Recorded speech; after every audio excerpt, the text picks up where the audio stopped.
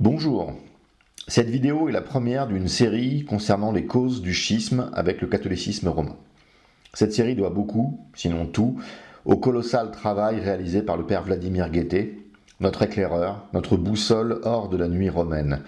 Le père Guettet a en effet produit 2 ouvrages à ce sujet, la papauté schismatique et la papauté hérétique, que nous avons modestement actualisés, car à l'époque où vivait le père Vladimir, Rome n'était pas encore devenue aussi folle qu'aujourd'hui. Les éléments qui seront exposés permettront aux orthodoxes de clarifier les choses et permettront probablement aux catholiques romains de découvrir qu'ils évoluent dans le schisme et l'hérésie, qu'ils ne font pas partie de l'Église fondée par Jésus-Christ il y a près de 2 millénaires maintenant. Nous allons donc aborder les sujets qui fâchent, mais comme l'a enseigné notre Seigneur, la vérité rend libre. Le catholicisme romain et les différentes églises orthodoxes se renvoient mutuellement l'accusation de schisme. Chaque bloc voit l'autre comme étant le responsable du schisme. Chaque bloc voit l'autre comme étant en état de schisme. D'un strict point de vue logique, il semble évident que seul l'un des deux peut avoir raison. Bon, laissons de côté le cas des deux ayant tort. Les catholiques romains et les orthodoxes croient des choses tellement différentes qu'il n'est pas possible de considérer les deux comme étant une seule entité. Il en découle naturellement que si les orthodoxes ont raison, alors l'Église romaine est coupable. C'est ce que nous essaierons de démontrer. La vision orthodoxe de l'autorité papale est la suivante. Je cite le père Vladimir. Nous prenons l'épiscopat romain à l'origine du christianisme, nous le suivons à travers les siècles et nous arrivons ainsi à constater que pendant les 8 premiers siècles, la papauté spirituelle telle qu'on l'entend aujourd'hui n'a pas existé. Que l'évêque de Rome, pendant 3 siècles, n'a été qu'un évêque au même titre que les autres, qu'au IVe siècle, il reçut la primauté d'honneur, sans juridiction universelle, que cet honneur n'a d'autre fondement que les décrets de l'Église, que sa juridiction restreinte sur certaines églises voisines de la sienne n'est appuyée que sur une coutume légalisée par les conciles. Quant à la souveraineté universelle, absolue, de droit divin, c'est-à-dire quant à la papauté, les faits et les témoignages catholiques des 8 premiers siècles la condamnent au lieu de l'appuyer. Alors voyons maintenant la papauté condamnée par l'Écriture. Saint Paul écrit aux Éphésiens « Mais vous êtes concitoyens des saints et membres de la famille de Dieu, édifiés que vous êtes sur le fondement des apôtres et des prophètes, dont Jésus-Christ lui-même est la pierre angulaire. C'est en lui que tout l'édifice bien ordonné s'élève, pour former un temple saint dans le Seigneur. C'est en lui que vous aussi vous êtes édifiés, pour être par l'Esprit Saint une demeure où Dieu habite. » Paul englobe les 2 révélations, vétéro et néo-testamentaires, dans un seul et même édifice, avec des éléments pour certains enseignés par les prophètes, pour d'autres par les apôtres. La base la plus fondamentale de cet édifice spirituel, de ce temple dont il faut absolument faire partie, est bien entendu Jésus-Christ. Le même Paul précise « Car personne ne peut poser un autre fondement que celui qui est déjà posé, savoir Jésus-Christ ». L'enseignement aux Corinthiens est d'autant plus actuel par rapport aux erreurs romaines que certains voyaient des différences à cause de la personne les ayant baptisés. Mais l'essentiel est au nom duquel ils furent baptisés. Qui baptise est finalement une problématique logistique. Du moment qu'il s'agit d'un prêtre ou d'un évêque confessant la plénitude de la foi orthodoxe, l'essentiel y est. Saint Paul, toujours, dans Éphésiens, poursuit son image de corps mystique quant à l'Église. La tête de ce corps ne se trouve pas à Rome, mais aux cieux, à la droite du Père. C'est lui aussi qui a fait les uns apôtres, d'autres prophètes, d'autres évangélistes, d'autres pasteurs et docteurs, en vue du perfectionnement des saints, pour l'œuvre du ministère, pour l'édification du corps du Christ, jusqu'à ce que nous soyons tous parvenus à l'unité de la foi et de la connaissance du Fils de Dieu, à l'état d'homme fait, à la mesure de la stature parfaite du Christ, afin que nous ne soyons plus des enfants, flottants et emportés à tout vent de doctrine, par la tromperie des hommes, par leur astuce pour induire en erreur, mais que, confessant la vérité, nous continuions à croire à tous égards dans la charité en union avec celui qui est le chef, le Christ. C'est de lui que tout le corps, coordonné et uni par les liens des membres qui se prêtent un mutuel secours et dont chacun opère selon sa mesure d'activité, grandit et se perfectionne dans la charité. En lisant les descriptions ecclésiologiques de saint Paul, on ne trouve aucune mention d'un vicariat, d'un pontife absolu et infaillible. Lorsque l'on lit saint Pierre, que les légendes romaines positionnent comme le premier de cette chaîne monarchique absolue et infaillible, on ne trouve non plus aucune allusion et aucun positionnement de ce genre. Pierre, apôtre de Jésus-Christ aux élus, étrangers et dispersés dans le Pont, la Galatie, la Cappadoce, l'Asie et la Bithynie, choisis selon la préscience de Dieu le Père, par la sanctification de l'Esprit, pour obéir à la foi et pour avoir part à l'aspersion du sang de Jésus-Christ. À vous grâce et paix de plus en plus. Béni soit Dieu, le Père de notre Seigneur Jésus-Christ, qui selon sa grande miséricorde nous a régénérés par la résurrection de Jésus-Christ d'entre les morts, pour une vivante espérance, pour un héritage incorruptible, sans souillure et inflétrissable, qui vous est réservé dans les cieux, à vous que la puissance de Dieu garde par la foi pour le salut, qui est prêt à se manifester au dernier moment. Lorsqu'il était sur terre, Jésus était le maître incontesté et n'a jamais co-gouverné ou quelque chose du genre. Lorsqu'il est parti, ses directives furent collectives. Et Jésus, s'approchant, leur parla ainsi. « Toute puissance m'a été donnée dans le ciel et sur la terre. Allez donc enseigner toutes les nations, les baptisant au nom du Père, du Fils et du Saint-Esprit, leur apprenant à observer tout ce que je vous ai commandé. Et moi, je suis avec vous toujours jusqu'à la fin du monde. » Si vraiment la papauté avait été instituée par le Christ, n'aurait-il pas fallu une allusion ici ? Alors, j'entends déjà les papistes, les papolâtres crier « Matthieu 16 ».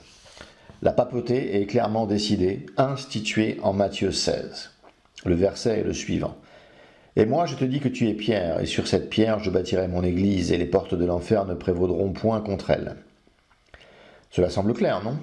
L'exégèse romaine de ces versets est que saint Pierre et ses successeurs sont établis par Jésus-Christ comme pierre fondamentale de l'Église et que celle-ci ne sera jamais atteinte par l'erreur que figurent les portes de l'enfer.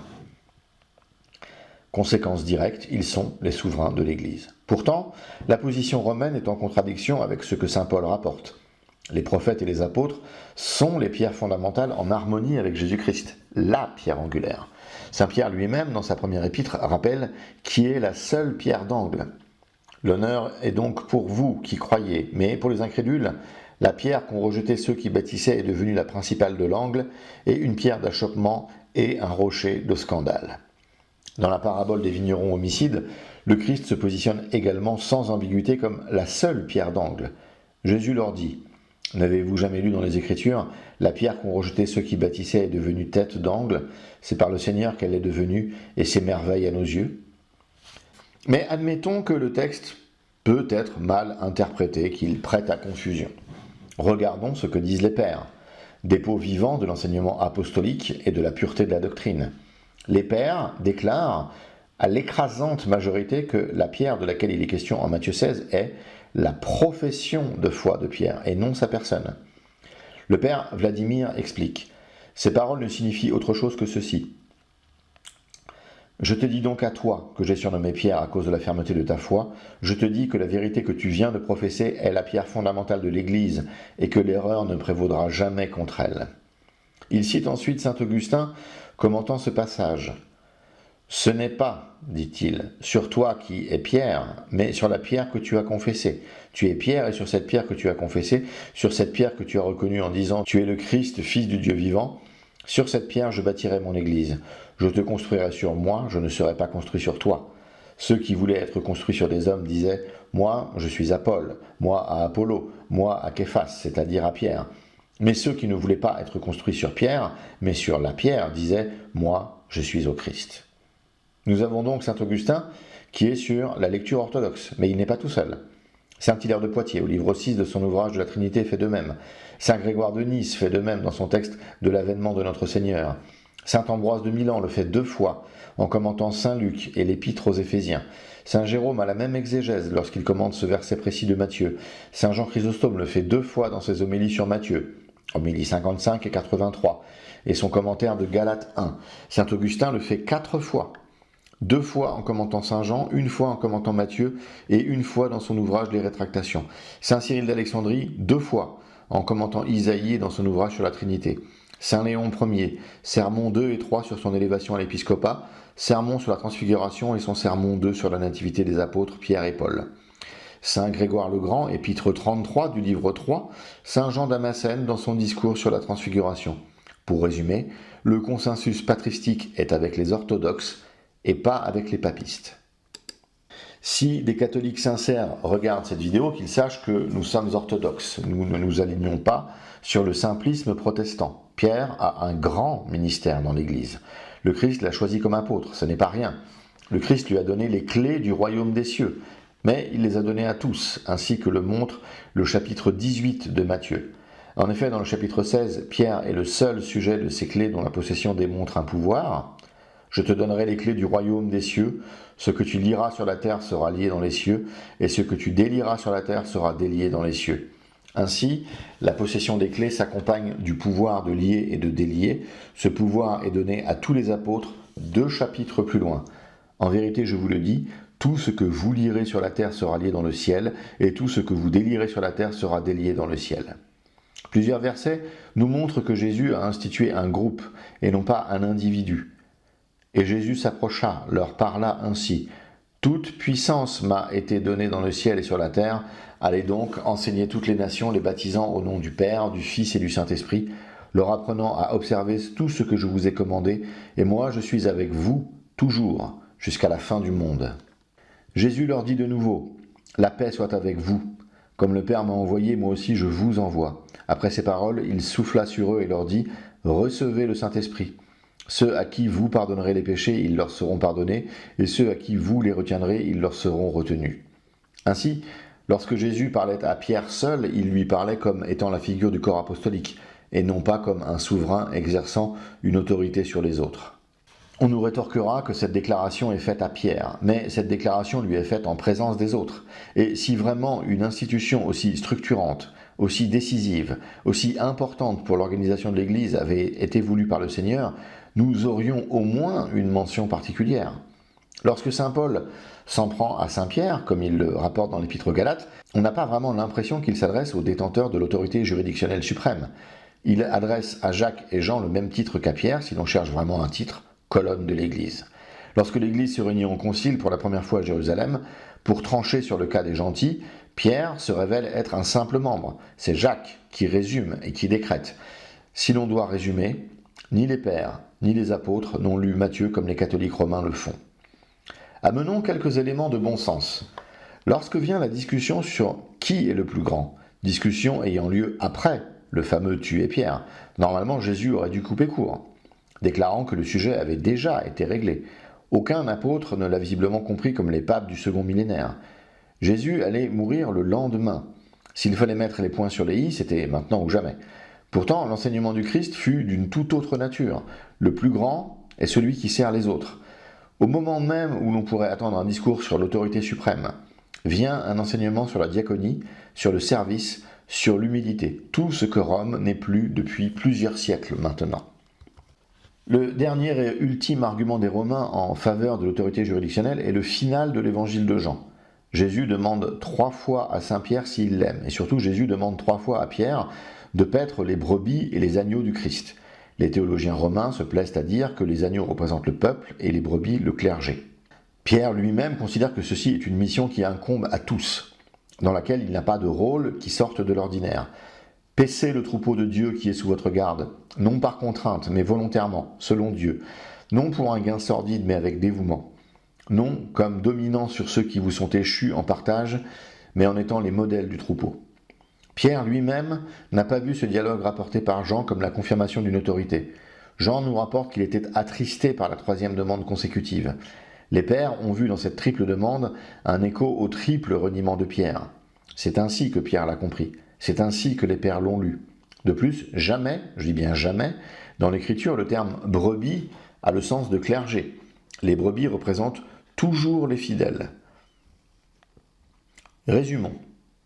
Rien dans l'Écriture, ni surtout dans l'interprétation de l'Écriture par les pères de l'Église, tout au long des siècles, ne permet de justifier Pierre institué comme pasteur suprême ou pierre fondamentale de l'Église. Mais comme je le disais précédemment, nous autres orthodoxes ne cherchons pas à imiter le simplisme protestant. Pierre a une autorité, listons maintenant les traces de cette autorité dans les Écritures. Pierre est appelé premier des apôtres. Il n'est pas appelé en premier et pourtant les listes d'apôtres le mettent en premier de façon assez courante. Mais Jean et Paul ne le placent pas en premier. Jésus a donné à Pierre des marques d'une considération particulière. Il le nomme d'une façon qui exprime la fermeté de sa foi. Dans les évangiles, l'expression « Pierre et ceux qui étaient avec lui » se trouve 3 fois. C'est bien peu pour en conclure une autorité juridictionnelle ou de gouvernement dans l'Église, mais c'est assez pour voir que Pierre était revêtu d'une autorité bien réelle. On connaît bien l'expression « primus inter pares », premier parmi les égaux, qu'on peut rattacher à cette parole du Christ. Pour vous, ne vous faites point appeler rabbi, car il n'est pour vous qu'un seul maître, et vous êtes tous frères. Et ne donnez à personne sur la terre le nom de Père, car il n'est pour vous qu'un seul Père, celui des cieux, et qu'on ne vous appelle pas non plus maître, car vous n'avez qu'un maître, le Christ. Le plus grand d'entre vous sera votre serviteur. Quiconque s'élèvera sera abaissé, et quiconque s'abaissera sera élevé. N'y a-t-il pas quelque chose de prophétique dans cet abaissement que connaît Rome aujourd'hui ? N'est-ce pas le résultat divin promis suite à cette affreuse tentative de prise de pouvoir dans le corps ecclésial ? C'est l'Église entière et non Pierre seul qui est animé de prérogatives particulières. La muraille de la ville avait 12 fondements, et sur eux les 12 noms des 12 apôtres de l'agneau. L'autorité dans l'Église appartient en fait à l'Église. Le verset « Les apôtres qui étaient à Jérusalem, ayant appris que la Samarie avait reçu la parole de Dieu, y envoyèrent Pierre et Jean », ne saurait être plus éloquent. Pierre est envoyé par l'Église, il se subordonne à son autorité. Voilà pour cette première vidéo, première d'une longue série. L'acte d'accusation et les preuves de la culpabilité romaine sont légion. Nous exposerons toutes celles qui nous semblent indiscutables. Nous vous rappelons qu'être dans l'Église, c'est être dans un corps qui a gardé intacts les enseignements et les décrets du Christ. La papauté est une des choses les plus étrangères et les plus en opposition avec ce que le Christ a institué. Si vous êtes orthodoxe et que votre évêque condamne sans ambiguïté l'œcuménisme, sans être pour autant en communion avec des évêques pratiquant l'œcuménisme ou toute autre forme de violation doctrinale majeure, il y a de grandes chances que vous soyez dans l'Église. Aux autres, posez-vous les bonnes questions. Bienvenue dans les catacombes.